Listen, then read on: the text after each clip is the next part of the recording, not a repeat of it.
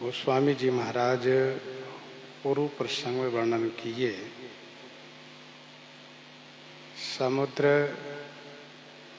श्री राम जी की शरण में उपस्थित हुए हैं।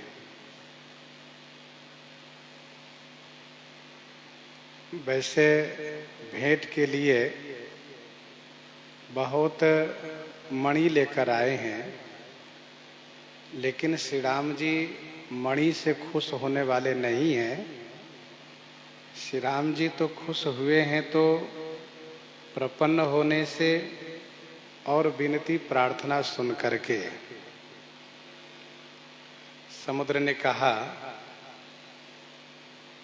कि प्रभु, ये जो पांचों तत्व है ना,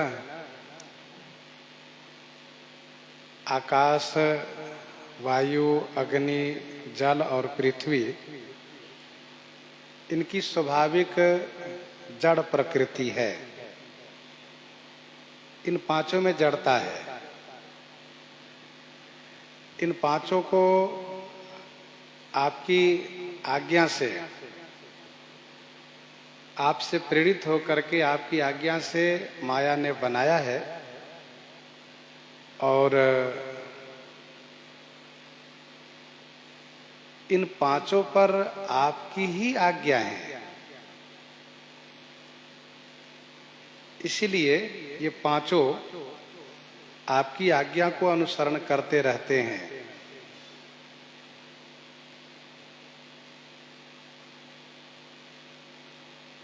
आपने बहुत अच्छा किया जो आपने शिक्षा दी, परंतु मैं एक निवेदन करूंगा, यह मर्यादा आपकी बनाई हुई है।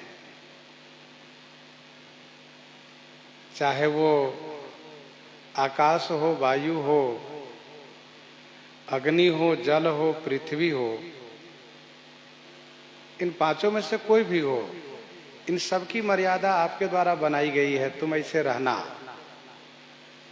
तो आपकी जो आज्ञा पूर्व से प्राप्त है, हम लोग उसी आज्ञा को अनुपालन कर रहे हैं।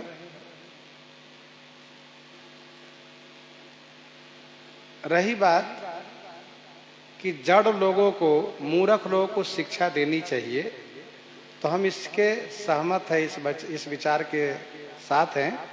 इससे हम सहमत है कि इन पांचों को शिक्षा की आवश्यकता होती है। और पांच में से और भी पांच है: ढोल, गंवार, शूद्र, पशु, नारी। तत्व ही पांच है। समुद्र ने पांच का नाम लिया, जिसमें प्रथम नाम लिया है ढोल, द्वितीय में गंवार, तृतीय में शूद्र, चौथे में पशु, पांचवें में नारी। समुद्र के कहने का अभिप्राय यह है कि जिनमें जड़ता है, ढोल अपने से नहीं बजता, ढोल बजाने से बजता है। वैसे जिनमें जड़ता है वह स्वयं नहीं कुछ करते हैं, उनसे काम कराने पर वो करते हैं। तो गंवार माने मूर्ख, शूद्र, पशु और नारी, इन चारों को लोकप्रिय होने के लिए ताड़ना की आवश्यकता पड़ती है। ताड़ना का मतलब यह है कि जैसे ढोलक को ताड़ना किया जाता है, उनको हाथ के अंगुलियों से बजाया जाता है, उससे मधुर आवाज आती है। वैसे ही गंवार, शूद्र, पशु, नारी को संचालन, अनुशासन की आवश्यकता होती है। जो गंवार है उसके लिए, शूद्र में भी वही शूद्र जिसमें गंवारपन हो, पशु, और नारी में भी वही नारी जिनमें पशुता हो। शूद्र के पूर्व गंवार शब्द है, नारी के पूर्व पशु शब्द है। तो जिनमें गंवारपन हो, मूर्खता हो, जिसमें पशुता हो, उनके लिए ताड़ना की आवश्यकता है। भले ही इस बात को सागर ने कहा, लेकिन उन्होंने भी बहुत समझदारी के साथ कहा कि जड़ प्राणी को, जड़ जीव को, जड़ वस्तु को संचालन करने वाला वह भी होना चाहिए जो संचालन करने में कुशल हो। ढोलक सब नहीं बजा सकते, वैसे ही इन चारों का भी संचालन सब नहीं कर सकते।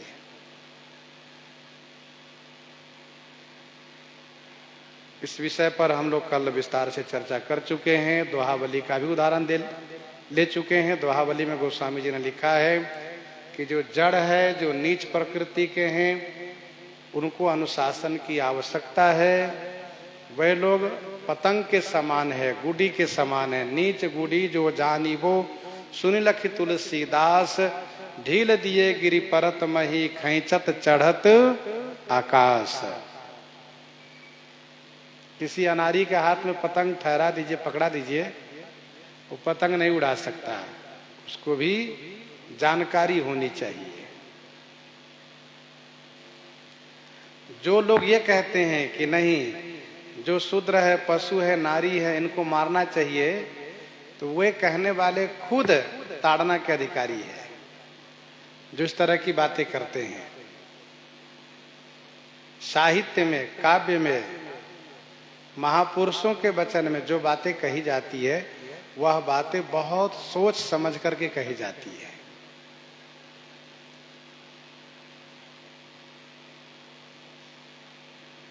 प्रभु प्रताप में जाब सुखाई, उतरहि कटक न मोरी बड़ाई। प्रभु प्रताप में जाब सुखाई।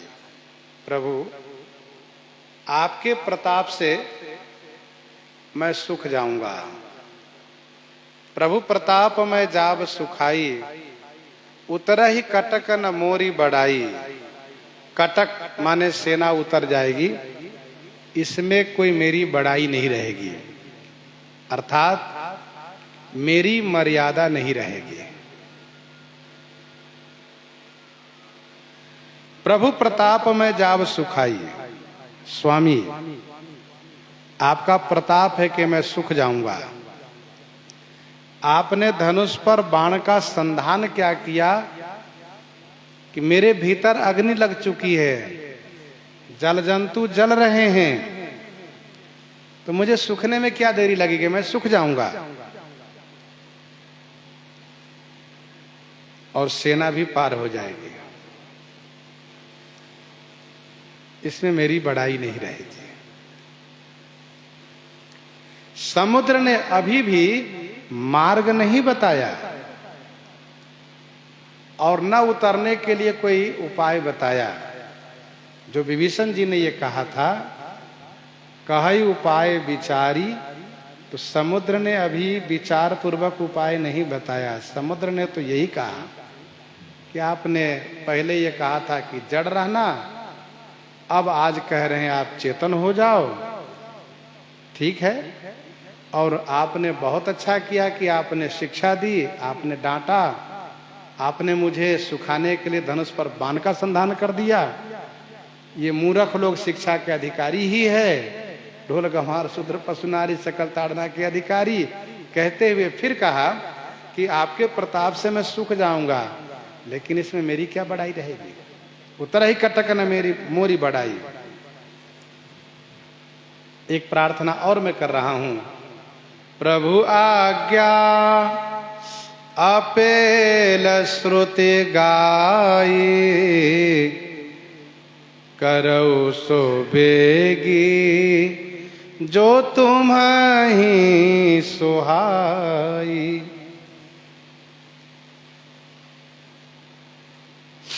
प्रभु आज्ञा अपेल श्रुति गाई। प्रभु स्वामी आपकी आज्ञा अपेल है। अपेल माने अकाट्य है,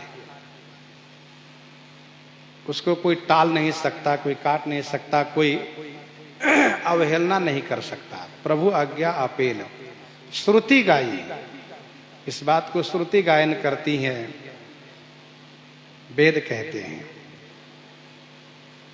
जो तुम्हें सुहाई सो बेगी करो, जो आपको अच्छा लगे उसको शीघ्र कीजिए।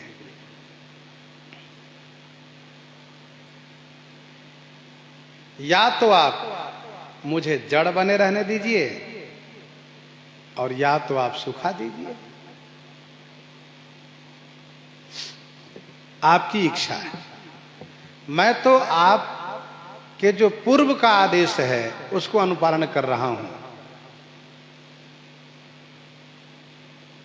और आज आप कह रहे हैं कि मार्ग नहीं दे रहा है, तो मैंने आज तक किसी को मार्ग नहीं दिया, मैंने किसी की बात सुनी ही नहीं, क्योंकि आपने कहा है कि तुम लोग किसी की बात सुनना ही नहीं, कोई कुछ भी कहे अनसुनी कर देना। तो हम पांचों जड़ है, किसी की बात नहीं सुनते। आपको जो अच्छा लगे शीघ्र कीजिए। करऊं सो बेगी जो तुम्हें सुहाई, बेगी माने शीघ्र कीजिए, क्योंकि भले ही बाण आपके धनुष पर है पर अग्नि मेरे भीतर लगी हुई है। समुद्र इस बात को जानते हैं कि श्री राम जी मर्यादा पुरुषोत्तम है, सबकी मर्यादा को बनाए रखने वाले हैं।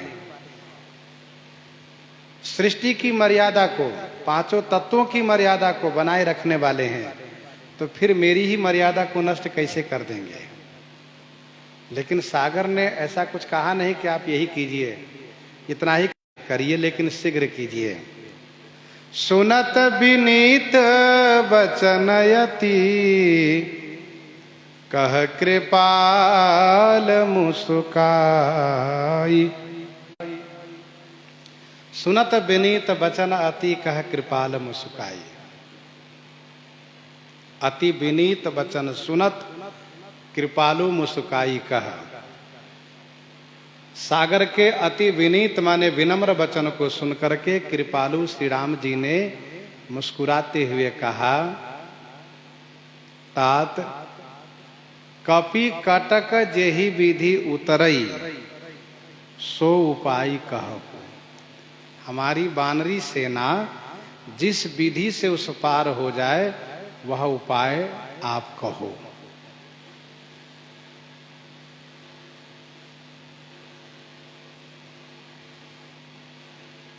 श्री राम जी भी विभीषण जी के वचन पर बने हुए हैं।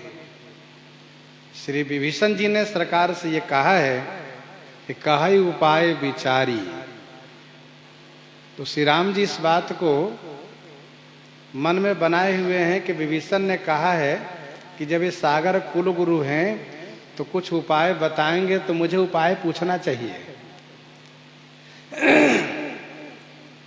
सुनत विनीत वचन अति, श्री राम जी ने समुद्र के विनम्र वचन को सुना। समुद्र शरणागत हो गए हैं। विनम्रता पूर्वक सागर ने कहा कि हम सब तो आपकी आज्ञा को पालन पूर्व से ही करते आए हैं, बाकी आप जैसा चाहें वैसा करें, सुखा देना या बनाए रखना आपकी इच्छा पर है। आप तो सब कुछ कर सकते हैं, आप चाहे जिसको बनाए रख सकते हैं, जिसको चाहे मिटा सकते हैं। विनम्रता है। समुद्र डरा हुआ भी है, शरणागत है, चरण पकड़ करके हाथ जोड़ करके विनती किया है। और श्री राम जी विनम्रता पर रिझ जाते हैं। सुनत राम अति कोमल बानी, बाली शीस परसेउ निज पानी। जिस बाली को मारने के लिए प्रतिज्ञा भी किए हैं, बाण से मार भी दिए हैं, मरने के किनारे बाली पहुंच चुका है, लेकिन फिर भी जब उसने विनम्रता पूर्वक प्रार्थना किया है तो श्री राम जी तुरंत उनके सिर पर अपना हाथ रख दिए और कहा, बाली तुम अपने प्राण को रखो, मैं तुम्हारे शरीर को अचल किए देता हूं, तुम्हारे शरीर को मैं अचल किए देता हूं। वैसे ही सागर पर बड़े नाराज हुए हैं, लेकिन सागर की विनम्रता पर प्रभु प्रसन्न हो गए, मुस्कुराने लगे। मुस्कुराने का मतलब है कृपा का विस्तार करना। हृदय अनुग्रह इंदु प्रकाशा, सूचत किरण मनोहर हासा। श्री राम जी के हृदय में कृपा ही चंद्रमा है और उनका मधुर मुस्कान हास्य ही वह उस कृपा का प्रकाश है। तो कह कृपाल मुस्काई। श्री राम जी के मुस्कुराने का दूसरा भाव ये भी है कि समुद्र तो कह रहा है कि मैं जड़ हूं, मैं जड़ हूं, और प्रमाण दे रहा है श्रुति का, पुराणों का। कह रहा है प्रभु आज्ञा अपेल श्रुति गाई। तब प्रेरित माया उपजाए, सृष्टि हेतु सब ग्रंथ निगाए। उदाहरण दे रहा है सभी ग्रंथों का, वेदों का, पुराणों का, और बता रहा है कि मैं जड़ हूं। कैसी जड़ता है? जब इतना इतना बड़ा पांडित्य है, ऐसी वैदुष्यता है, तो फिर मैंने 3 दिन तक प्रतीक्षा किया, प्रार्थना किया, तो ध्यान क्यों नहीं दिया? और आए हो, श्री राम जी मन ही मन सोच रहे हैं, आए भी हो तो मेरी ही कमी दिखा रहे हो, मेरी कमी दिखा रहे हो। क्या आपने आज्ञा दी थी जड़ बने रहो, आज कह रहे हैं आप चेतन बने रहो, चेतन बन जाओ, तो मैं कैसे चेतन बन जाऊं? आपकी आज्ञा को हम पालन कर रहे हैं। कहा कृपाल मुस्काई। श्री राम जी ने कहा जिस प्रकार से वानरी सेना उस पार उतर जाए, वह उपाय विचार करके आप कहो। आप बताइए। श्री राम जी बड़े गुस्से में थे, बड़े कुपित थे। बोले राम सकोप तब, और सकोप का मतलब भौहें टेढ़ी थी और चेहरे पर, मुख पर रोष दिख रहा था। सागर ने इस प्रकार से प्रार्थना किया कि श्री राम जी को हंसी आ गई। श्री राम जी मुस्कुरा दिए और मुस्कुरा दिए, और फिर जब श्री राम जी ने पूछा कि आप ही बताइए सेना कैसे पार होगी, तब सागर ने कहना शुरू किया, नाथ नील नल कपिदो भाई, लरिकाई ऋषि आसिख पाई। नाथ नील नल कपिदो भाई। हे नाथ, नील और नल नाम के कपि माने बानर 2 भाई है। लरिकाई ऋषि आशिक पाई। लरिकाई माने लड़कपन में, बालापन में इन्होंने ऋषि का आशीर्वाद प्राप्त किया है। ऋषि का आशीर्वाद प्राप्त किया है इन्होंने। नील बड़े हैं, नल छोटे हैं। नाथ नील नल कपि 2 भाई हैं।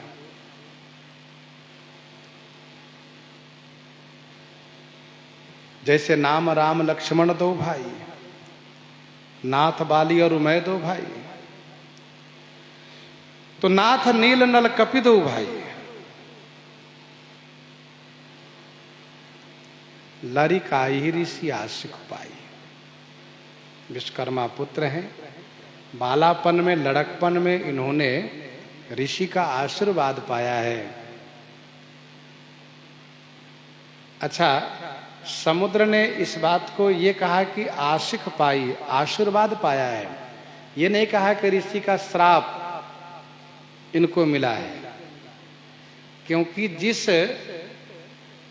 कार्य से लोगों का उपकार हो, हित हो, उसको श्राप परक न कह करके आशीर्वाद परक ही मानना चाहिए।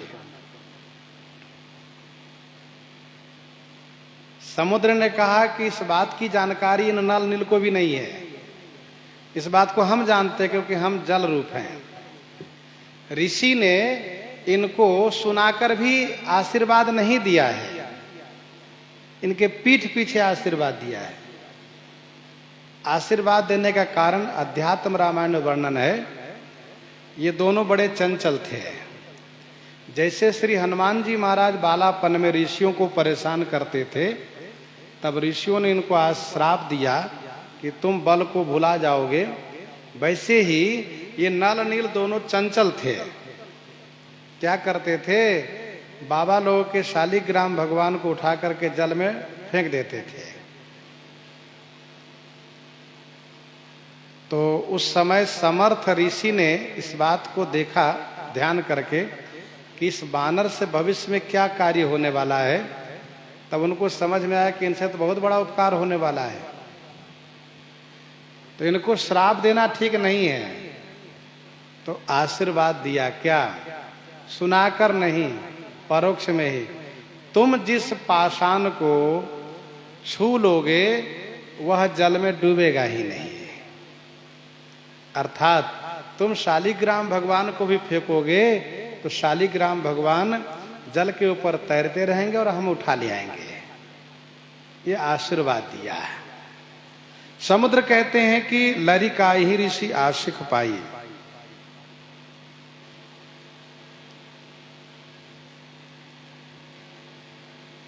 वैसे यह ऋषि का श्राप है, लेकिन श्री राम कार्य में इसका उपयोग होने से यह श्राप न रह करके आशीर्वाद हो गया। दूसरा भाव यह है कि ऋषि ने सेवा से खुश होकर के आशीर्वाद नहीं दिया है, बल्कि इन दोनों की चंचलता से उद्विग्न होकर के आशीर्वाद दिया है। तो उद्विग्न होकर कोई आशीर्वाद नहीं देता, श्राप देता है। लेकिन इन दोनों से श्री राम कार्य संपन्न होने जा रहा है, इसलिए समुद्र ने कहा कि ऋषि आशिक पाई। जो वस्तु, जो चीजें श्री राम के हित में हो, श्री राम कार्य में हो, वह प्रशंसनीय ही हो जाती है। भले ही वो श्राप रहा हो, लेकिन अब वो श्राप न रह करके आशीर्वाद कहला रहा है, अर्थात वह सम्मानित हो गया।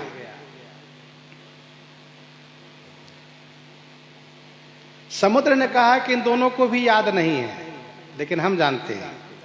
तिनके परस किए गिरि भारे, तिनके परस किए गिरि भारे, तरी हहि जलधि प्रताप तुम्हारे, तरी हहि जलधि प्रताप तुम्हारे, तिनके परस किए गिरि भारे, तिनके परस किए गिरि भारे। तिनके परस, उनके स्पर्श करने से, भारे गिरि माने भारी भारी पर्वत, तुम्हारे प्रताप, सरकार आपके प्रताप से, जलधि तरिहहि, जलधि माने सागर पर तैरेंगे। तिनके परस किए गिरि भारे, तरिहहि जलधि प्रताप तुम्हारे। ये दोनों छुएंगे, स्पर्श करेंगे, और आपके प्रताप से भारी भारी पर्वत सागर पर तैरेंगे। ऋषि ने जो आशीर्वाद दिया वह ये कह करके कि तुम जिस पाषाण को छुओगे वह डूबेगा नहीं।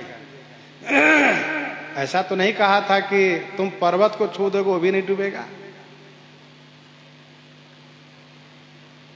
परंतु सागर यह कह रहे हैं कि पाषाण के छूने का आशीर्वाद है उनको कि जिसको छुएंगे वह नहीं डूबेगा।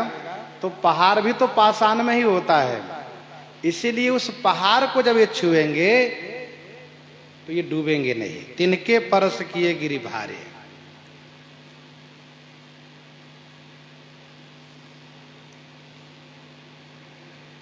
साथ साथ ऋषि का आशीर्वाद ये नहीं था कि ये दोनों जिसको छू देंगे वह पानी पर जम जाएगा, स्थिर हो जाएगा, यह आशीर्वाद नहीं था। इसलिए सागर ने कहा कि सागर पर वह पहाड़ आपके प्रताप से स्थिर रहेगा, जम जाएगा, स्थिर होगा, जमेगा। तथा आपके प्रताप की आवश्यकता इसलिए होगी क्योंकि उस पुल से उन बंदरों को प्रस्थान करना है, जो बंदर, जिनमें से ऐसे बंदर हैं कि जय गिरि चरण देई हनुमंता चले सुगा पाताल तुरंता, अर्थात बड़े भारी भारी बानर। और बानर की एक प्रकृति है, जब वे चलते हैं और कहीं उसको लगा कि ये हिल रहा है तो और मजबूती से हिला के वे परीक्षण करते हैं, भले टूट जाए, भले डूब जाए वे। तो बानर लोग जब चलेंगे तो शांति से, आराम से, धीरे धीरे पांव उठा के नहीं चलेंगे, कूदते हुए, उछलते हुए चलेंगे। तो उस स्थिति में ये पर्वत स्थिर बने रहेंगे, ये पुल स्थिर बने रहेंगे आपके प्रताप से।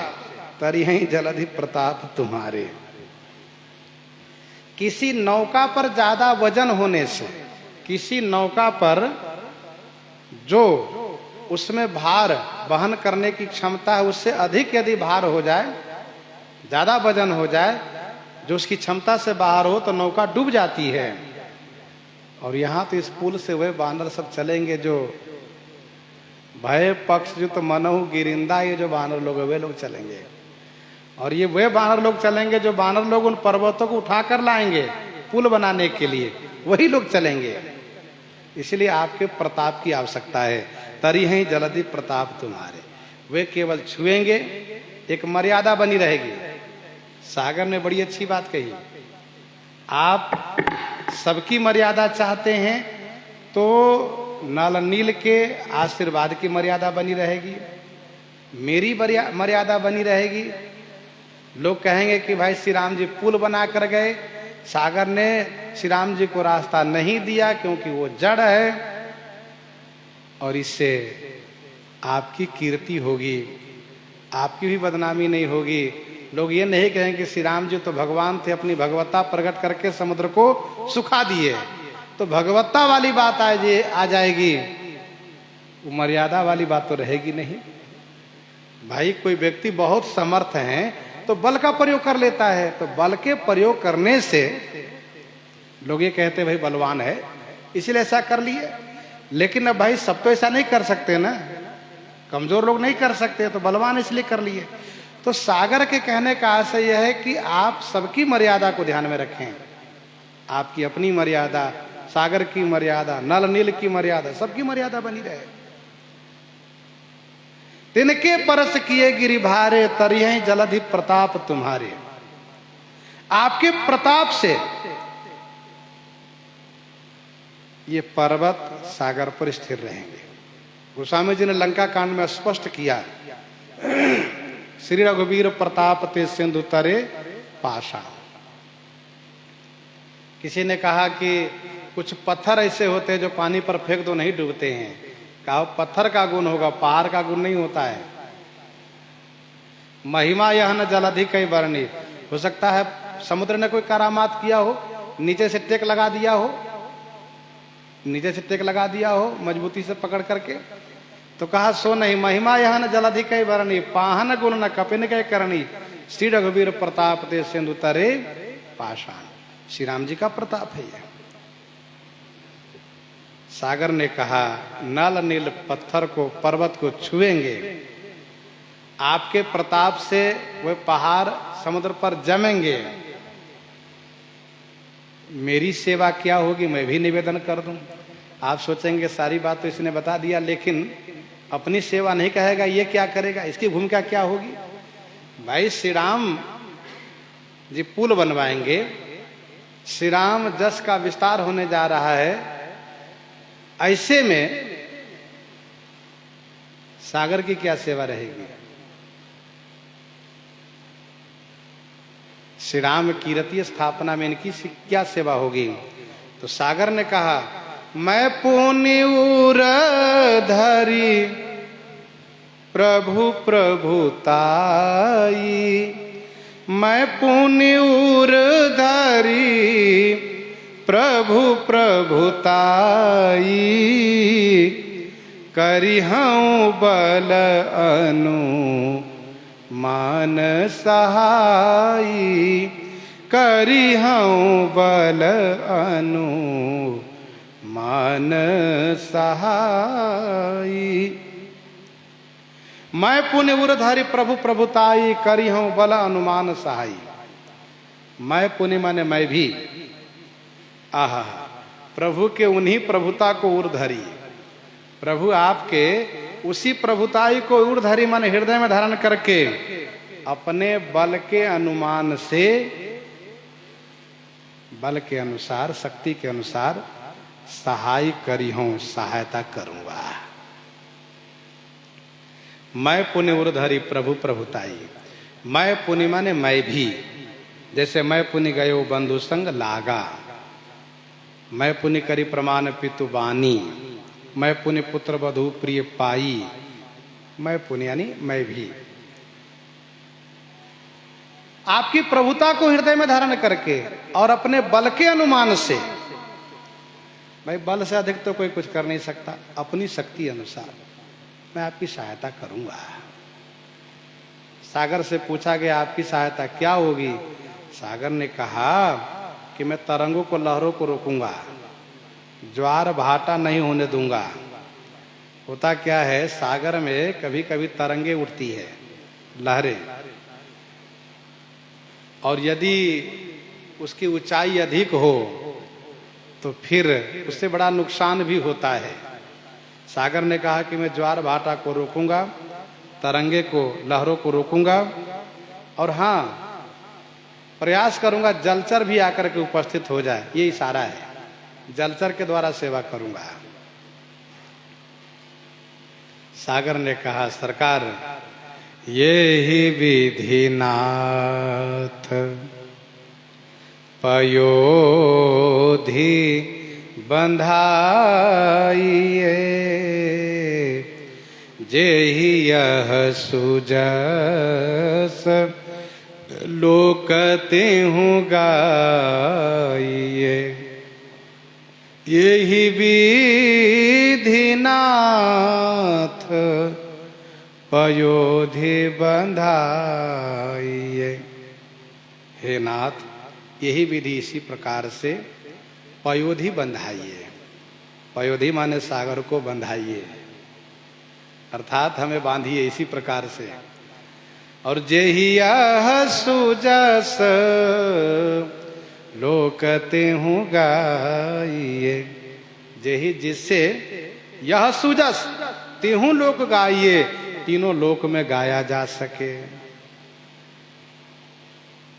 यही विधि नाथ पयोधि बंधाइए, जेहि यह सुजस लोक तेहु गाइए, जिससे यह सुजस तीनों लोक में गायन हो।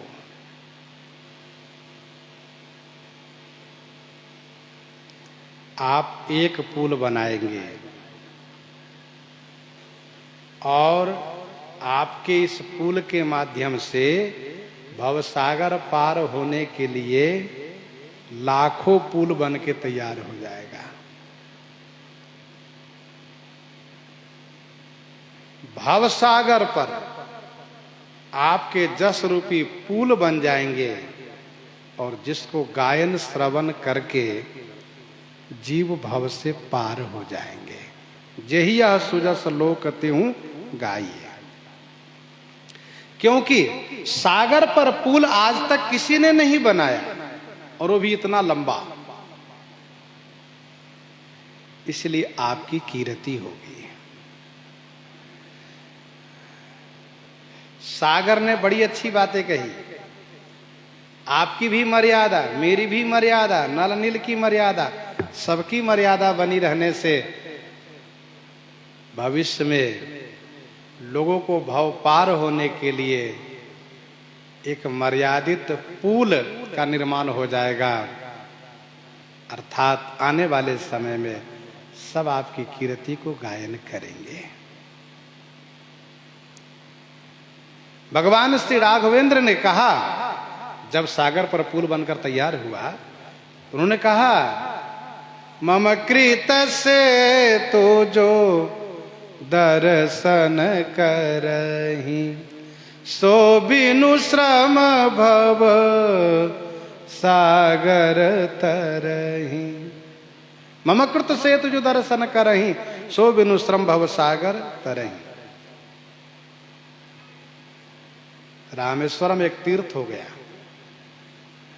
सेतु, श्री राम सेतु के दर्शन करने से जीव भवसागर से पार हो जाता है। श्री राम सेतु का दर्शन, श्री राम द्वारा प्रस्थापित भगवान शिव का दर्शन कल्याणकारी है। जग पावन कीरति विस्तरहि, गाय गाय भवनिधि नर तरहि। त्रैलोक पावन सुजस सुरमुनि, नारद आदि बखानी है। सागर ने पहले तो ये कहा कि प्रभु आज्ञा पेल श्रुति गाई, करो सुबेग जो तुम्हें सुहाई। आपकी आज्ञा अकाट्य है, जिससे जो चाहे आप करवा लेते हैं। आप जो चाहे वो करवा लीजिए, हम करने को तैयार हैं। और आपके प्रताप से मैं सुख भी जाऊंगा, लेकिन इसमें मेरी बड़ाई नहीं रहेगी। और बाकी आप जो चाहे करें, आप समर्थ हैं, सक्षम हैं। लेकिन जब श्री राम जी ने इनसे उपाय पूछा और फिर सागर ने जिस तरीके से उपाय बताया है, इस उपाय में सागर ने बहुत बढ़िया बात कही है, यही यह सुजस लोक त्यहु गाइए।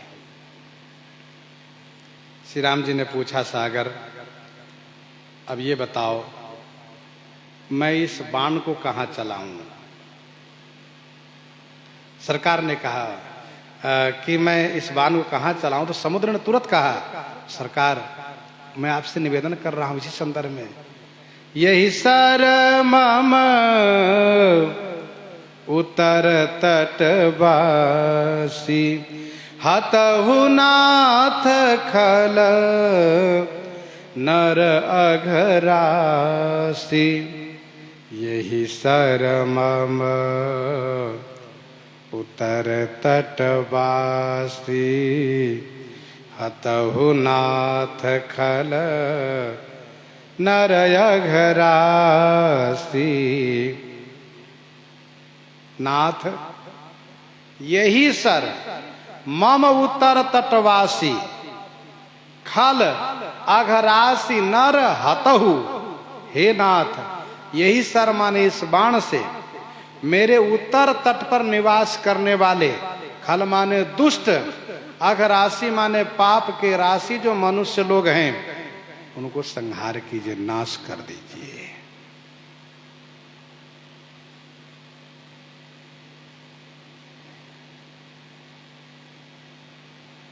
अर्थात बड़ी संख्या में ये आभीर जाति के लोग हैं,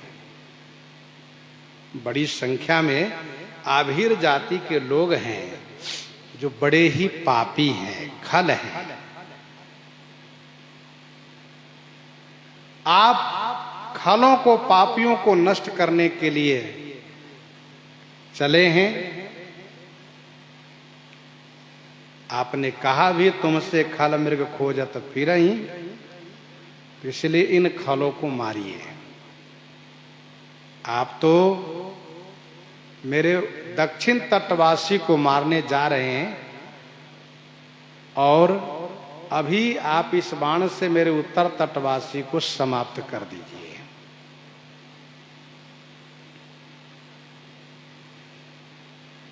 अध्यात्म रामायण में स्पष्ट निवेदन किया है सागर ने।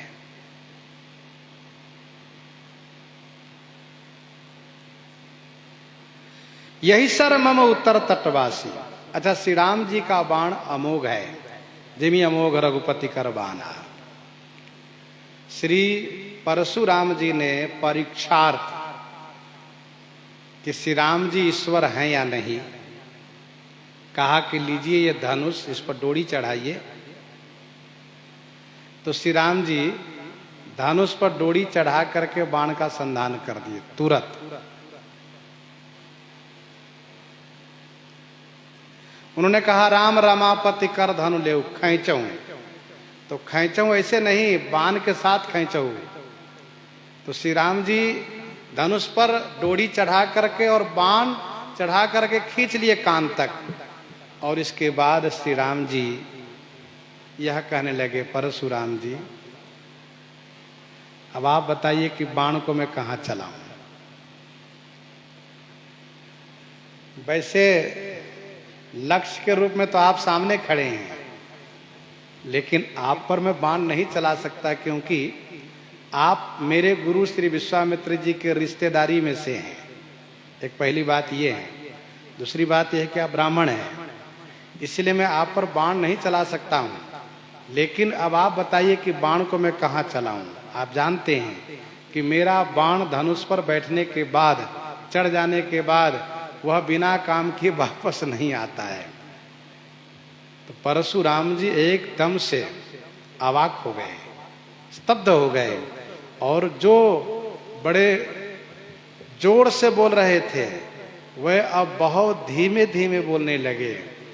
जो बड़े ही रोष में बोला करते थे, बहुत जोर से बोलते हुए फरसा लहराते थे, और परशुराम जी हाथ जोड़ करके धीमे धीमे बोलने लगे और कहा, राम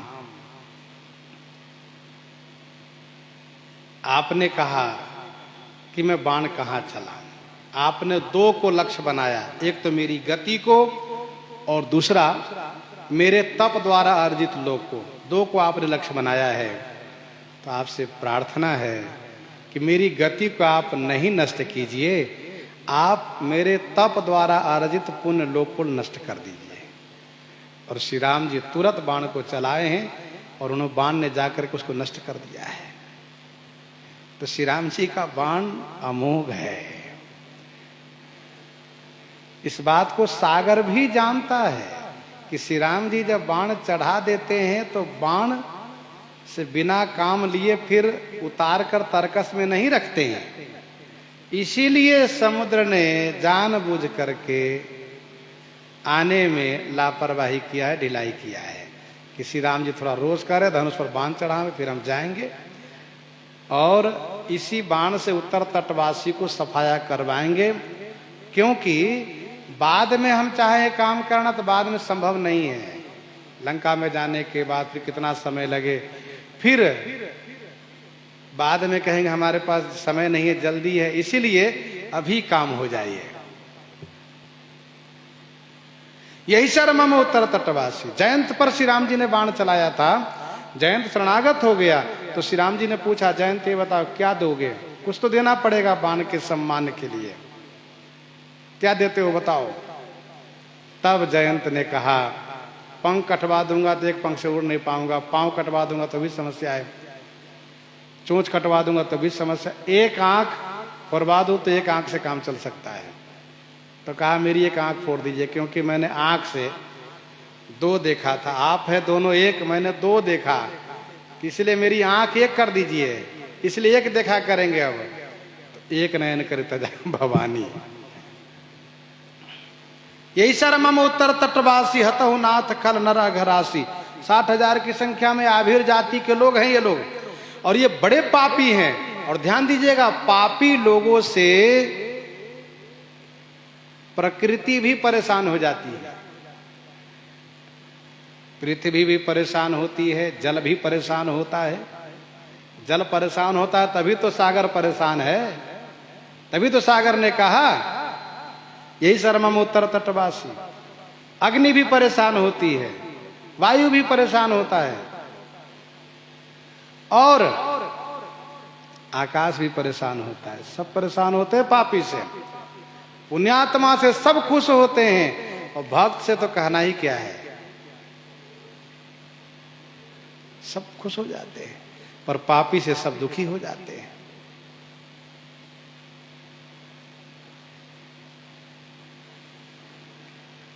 इसलिए उन्होंने कहा कि इसको मार दीजिए।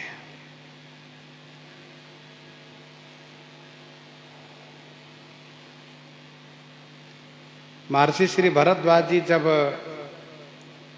गंगा स्नान के लिए जाते थे तो गंगा जी के जल बढ़ करके आगे उनको आगवानी करता था। और लोग नहाने जाएं तो वह जल अपने स्थान पर ही स्थिर रहता था। तो लोगों ने गंगा जी से पूछा, क्या बात है मैया, पक्षपात क्यों? तो श्री गंगा जी ने कहा, और लोग पाप धोने आते हैं और श्री भरद्वाज जी मेरे पाप को लेने आते हैं, मेरे पाप को धोने आते हैं। मतलब ये कि श्री भरद्वाज जी के स्नान से मैं पावन हो जाती हूँ और लोगों के नहाने से मैं अपावन हो जाती हूँ, उनका पाप मुझे लेना पड़ता है। तो कहने का भाव यह है कि पाप और पुण्य का प्रभाव सब पर पड़ता है। यदि आप सत्कर्म पारायण है तो सब खुश होते हैं, दुष्कर्म पारायण है तो सब दुखी होते हैं। और जहाँ पुण्यात्मा होता है वहाँ का एक वातावरण बड़ा खुशहाल रहता है, वह स्थान हंसता हुआ नजर आता है। जहाँ पापी हो वहाँ भले वैभव हो, लेकिन वह स्थान रोता हुआ नजर आता है। कुछ जगह ऐसी है जहाँ देखिएगा तो मन वहाँ जाने के बाद मन घबराता है। सब तो ठीक ठाक है पर मन घबराता है, अच्छा नहीं लगता है। कुछ जगह ऐसी है जहाँ जाइए तो लगता है कि हाँ बहुत अच्छा है। इसका कारण है पाप पुण्य। तो यही सरमम उत्तर तटवासी हतहु नाथ खल नरघ राशि, सुनि कृपाल सागर मन पीरा, तुरत ही हरि राम रन धीरा, तुरत ही हरि राम रन धीरा। सागर मन पीड़ा सुनी कृपालु, तुरत ही रणधीरा श्री राम हरि मन हरण कर लिए। सागर के मन की पीड़ा को सुनकर के कृपालु रणधीर श्री राम जी ने तुरंत ही तुरंत हरण कर लिया उनकी पीड़ा को।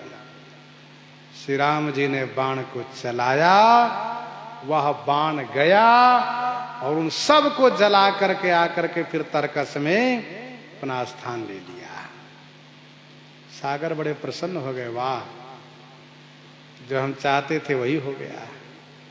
ये हमारे उत्तर तटवासी सागर तो जल रूप भी तो है। तुरंत देखा कि हमारा उत्तर तट का जो पापियों का समूह था सबका सफाया हो गया, सब गए। सागर बड़े प्रसन्न है।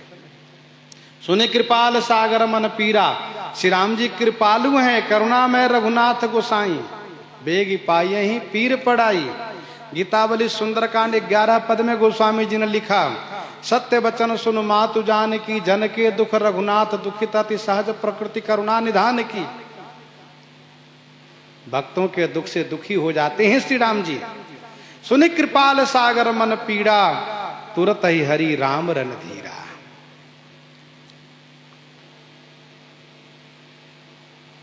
श्री राम जी तुरत हरण कर लिए। पूरा वह क्षेत्र जल गया, क्योंकि वह बाण था जो सागर को सुखा सकता था।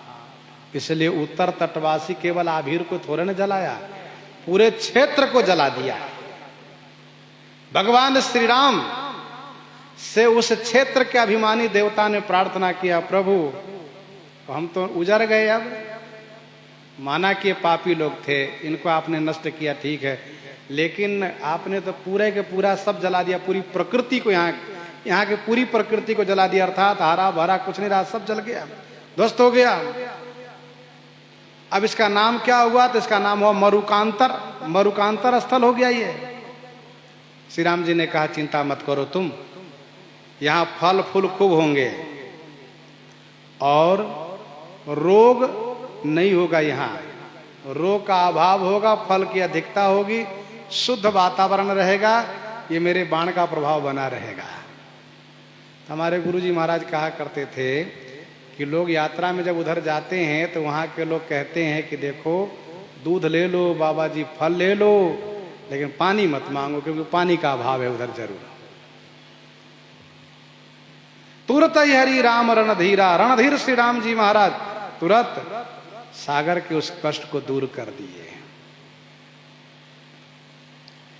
देखी राम बल पौरुष भारी, हरसि पयो निधि भयउ सुखारी। देखी राम बल पौरुष भारी।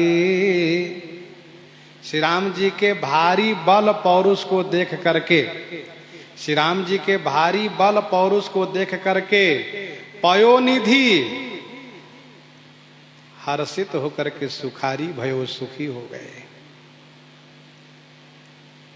देखी राम बल पौरुष भारी।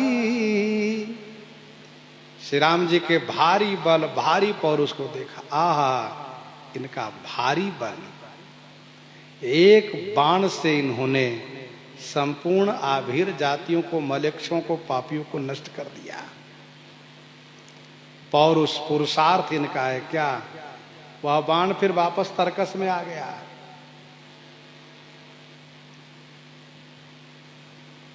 और पुरुषार्थ क्या? पौरुष ये देखा सागर ने कि श्री राम जी ने धनुष पर आग्नेयास्त्र का संधान क्या किया, मेरे भीतर अग्नि लग गई थी। बाण धनुष पर है, आग भीतर लग गई। अर्थात श्री राम जी ने आग्नेयास्त्र को आवाहन करते ही वो कार्य शुरू हो गया। बाण के पहुंचने के पहले वहां कार्य शुरू है, केवल इसको जाना एक माध्यम है, बाकी तो वहां काम शुरू है। समुद्र बहुत खुश हुए, बहुत सुखी हुए, बड़ा आनंद आ गया। समुद्र से पूछा गया, क्या बात है भाई, बड़े आनंदित हो? कहा सुनो, हम इसलिए भी देरी किए थे। किस लिए? तो मैंने सोचा कि श्री राम जी उस वंश के हैं जिस वंश से मेरा उत्कर्ष हुआ है, मैं बढ़ा हूँ, और मुझे लोग रघुवंश के, सूर्यवंश के, इक्ष्वाकु वंश के कुलगुरु कहते हैं।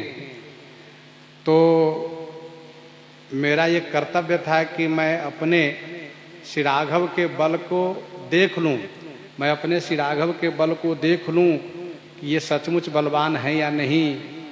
कहीं ऐसा न हो कि लंका में जाएं और वहाँ फजियत हो जाए, वहाँ इनकी बदनामी हो, इनकी हंसी हो जाए, तो लोग मुझे ये कहेंगे कि देखो अरे सागर, तुम वास्तव में जड़ ही मूर्ख ही ठहरे, तुमको श्री राम जी के बल को परीक्षण करके तब जाने देना चाहिए था।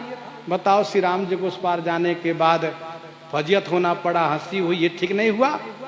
तो फिर मैं बड़ा दुखी होता। लेकिन अब मैं निश्चिंत हो गया, अब तो मैंने श्री राम जी के बल को देख लिया। तो पूछने वाले ने कहा कि क्यों श्री हनुमान जी के लिए तो आप बहुत सावधान हो गए थे। कहा बस अब आप समझ गए होंगे कि हनुमान जी जब जाने लगे उसके पहले उन्होंने क्या कहा, लीलहु नांगो जल निधि खारा, और सहित सहाय रावण ही मारी, आनो यहाँ त्रिकूट उपारी। तो वे समुद्र के लांघने की बात करने लगे, त्रिकुटाचल को उपारने की बात करने लगे। उनका पौरुष, उनका बल मैंने देख लिया, इसीलिए मैंने सोचा कि उनके लिए विश्राम की व्यवस्था होनी चाहिए। पर ये हमारे सूर्यवंश कुलभूषण, रघुकुल भूषण, इक्ष्वाकु कुल नंदन श्री राम जी के बल अब मैंने देख लिया, अब मैं निश्चिंत हो गया हूं। अब श्री राम जी उस पार जाएंगे, सबको मार के आएंगे।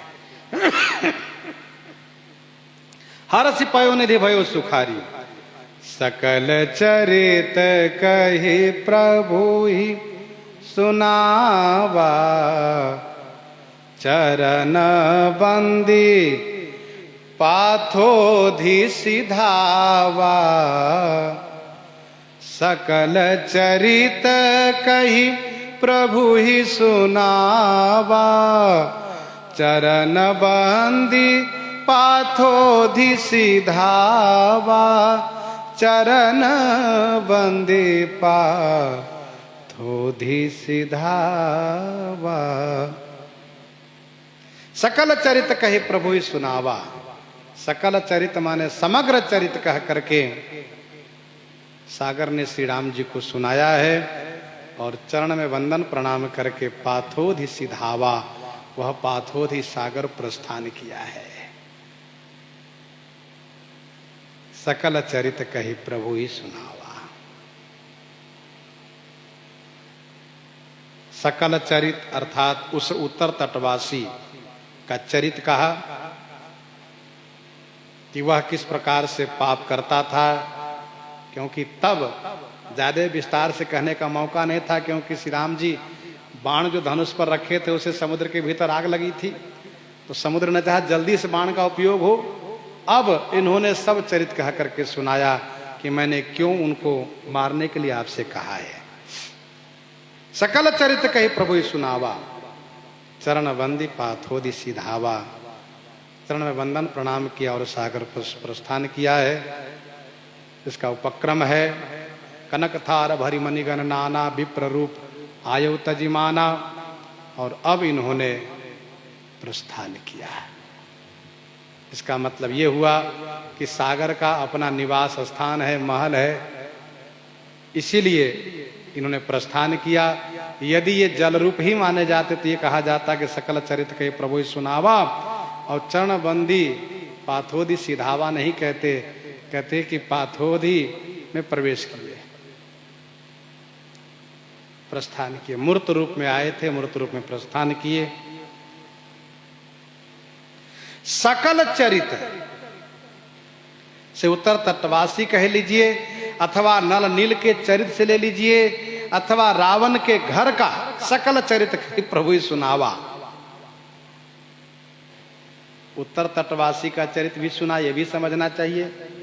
नल नील की कथा जो संक्षिप्त में उस समय कहा था उसको विस्तार करके सुनाया।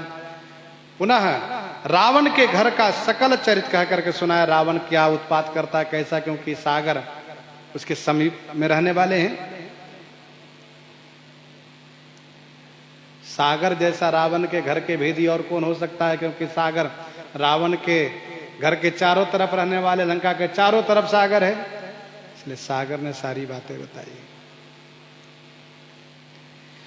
निज भवन गवने सिंधु श्री रघुपति यह मत भायऊ, यह चरित कलिमल हर जथामति दास तुलसी गायऊ, दास तुलसी गायऊ। निज भवन गवनेऊ सिंधु, सिंधु निज भवन गवनेऊ, सिंधु सागर अपने घर को प्रस्थान किया है। श्री रघुपति ही यह मत भायऊ, श्री रघुनाथ जी को यह मत भायऊ माने अच्छा लगा। निज भवन गवनेऊ, सागर के जो अधिष्ठात्री रूप है, सागर जो अधिष्ठात्री रूप है, जो उनका विग्रह स्वरूप है, उससे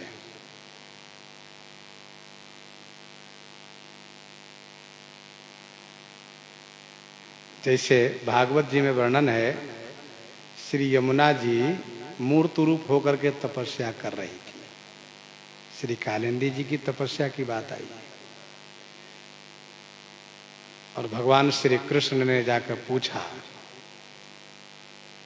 तब उन्होंने कहा कि मैं तो आपको ही पति रूप में प्राप्त करने के लिए तपस्या कर रही हूं। श्री यमुना भगवान श्री कृष्ण की महारानी बनी है। तो श्री गंगा जी, श्री यमुना जी, श्री सरजू जी सब मूर्त रूप में भी हैं, सागर भी मूर्त रूप में। निज भवन गवनेऊ, सिंधु श्री रघुपति ही यह मत भायऊ, श्री रघुनाथ जी को यह मत अच्छा लगा।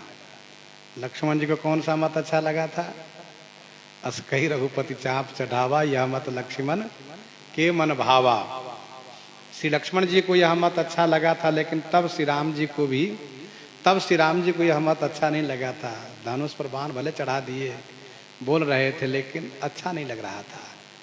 अब पता चला कि श्री रघुपति ही यह मत भायो, बस ये अच्छा लगा कि इस तरीके से सेना पार की जाएगी। यह चरित कलिमल हर जथामति दास तुलसी गायऊ। गोस्वामी जी महाराज इस कथा का महात्म वर्णन करते हैं। यह चरित जो है कलिमल हर, कली के पापों को हरने वाला है। तुलसीदास जथामति गायो, मैं तुलसीदास जथामति जथा बुद्धि गायन किया।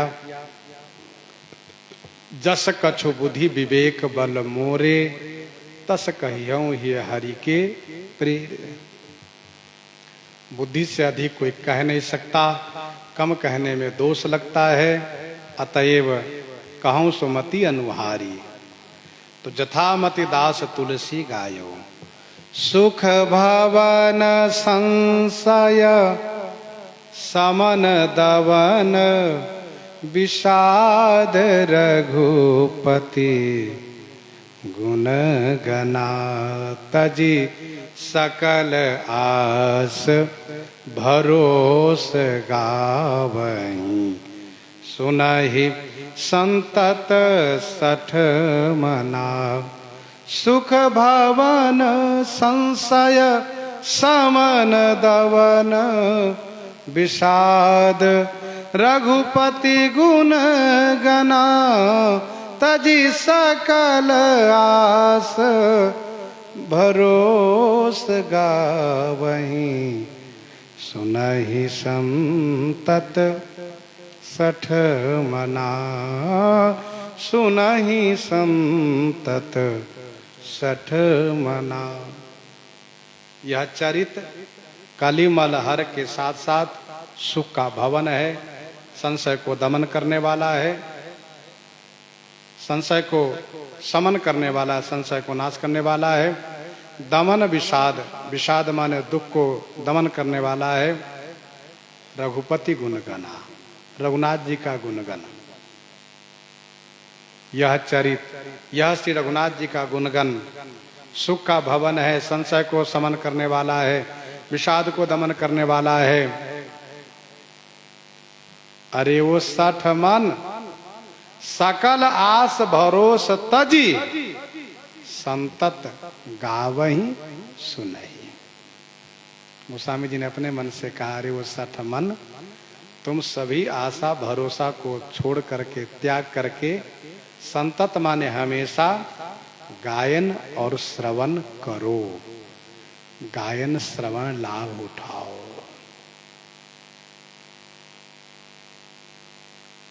यदि तुम कली के पाप से घबराते हो तो यह चरित कलिमल हर, कली के पाप को हरने वाला है।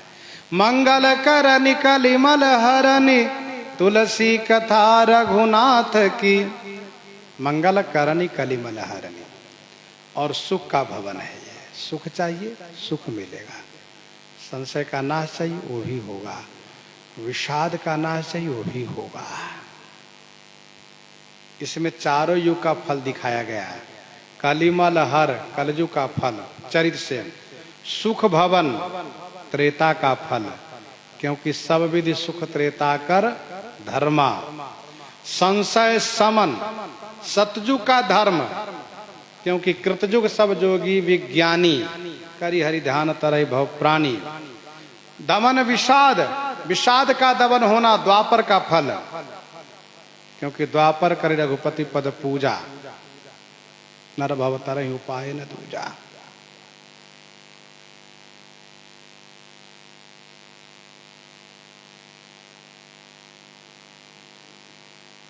तो सुख भवन ज्ञानी के लिए, संशय समन जिज्ञासु के लिए, विषाद दवन आर्त के लिए है। चाहे ज्ञानी हो, जिज्ञासु हो, आर्त हो, सबके लिए यह चरित है। गोस्वामी जी कहते हैं सभी आशा भरोसा को छोड़ करके केवल भगवान के चरित्र का गायन श्रवण करो। यही कलिकालन साधन दूजा, जोग यज्ञ जप तप व्रत पूजा। राम ही सुमिरिय गाइए राम ही, संतत सुनिए राम गुण ग्राम ही। दुआवली 277 में गोस्वामी जी ने लिखा कि एक भरोसो एक बल, एक आस विश्वास, एक राम घन श्याम हित, चातक तुलसीदास। हमेशा भगवान के चरित्र में मन लगा लो। राम ही सुमिरिए गाइए राम ही, संतत सुनिए राम गुण ग्राम ही। हमेशा स्वामी जी ने मन से कहा, रे सठ मन, तू मूर्ख हो, सठ हो, जो बात न माने वो सठ, इसलिए कहा सठ मना। दुआवली में गोस्वामी जी ने लिखा 23 में, नाम गरीब निवाज को राज देत जन जानी, नाम गरीब निवाज को राज देत जन जानी, तुलसी मन परिहरत नहीं घुर विनिया की बान। संभवतः 13 पद 13 दुआवली में 13 में। विनय पत्रिका 198 में गोस्वामी जी ने लिखा, विनय पत्रिका 198 में, मन पछितई हैं अवसर बीते, दुर्लभ देह पाई हरि पद भजो, कर्म वचन अरुहिते। सहस बाहु दस बदन आदि नृप बचे न काल बलीते। हम करि धन धाम समारे, अंत चले उठी रीते।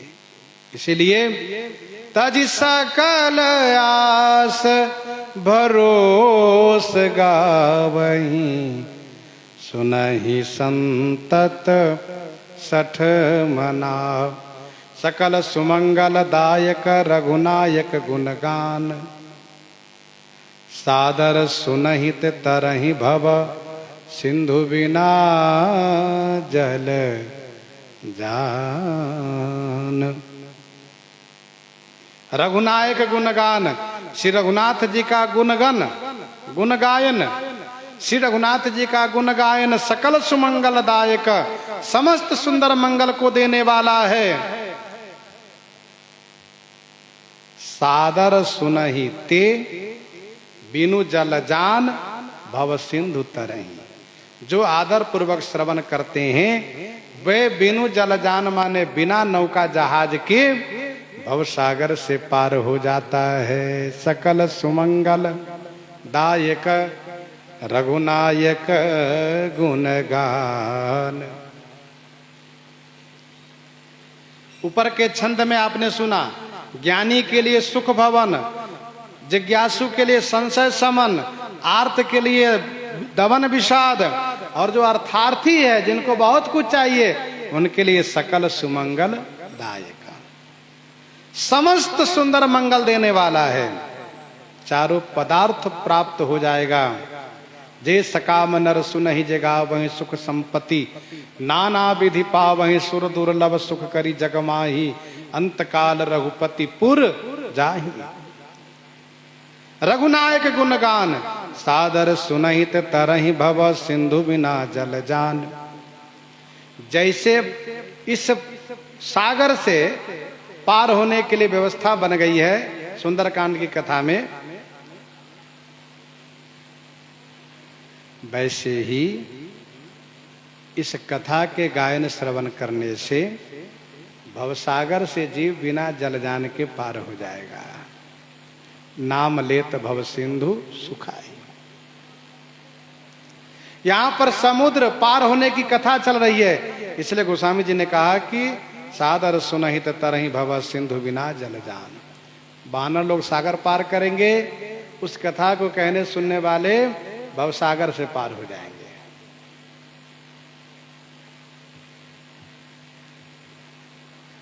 श्रीमद् रामचरितमानसे सकल कली कलुष विध्वंसने। श्रीमद् रामचरितमानस जो समस्त कली के कलुष माने पापों को विध्वंसन करने वाला है। ज्ञान संपादनो नाम पंचम सोपान समाप्तः। ज्ञान को संपादित करने वाला यह पंचम सोपान, पंचम सीढ़ी है जो पूरा हुआ। मुनियों की परंपरा में सुंदरकांड की कथा यहाँ तक गाई गई है। मुनि प्रथम हरि कीरति गाई, तेहि मग चलत सुगम मोहि भाई। गोस्वामी जी ने यहाँ तक सुंदरकांड की कथा को गायन किया। इसमें आधे में श्री हनुमान जी का चरित, आधे में श्री राम जी का चरित। श्री हनुमान जी का चरित विष्णु कांची के रूप, शिव कांची के रूप में है। श्री राम जी का चरित विष्णु कांची के रूप में है। इस प्रकार से सुंदरकांड में दो कांची है, शिव कांची और विष्णु कांची। सुंदरकांड की कथा यहाँ पूरी होती है और जिस प्रकार से लंका कांड की कथा प्रारंभ होगी वह हम लोग गायन श्रवण आगे के प्रसंग में करेंगे। प्रसंग को यहीं पर हृदयंगम करते हुए आइए श्रवण करते हैं श्री भक्तमाला जी से।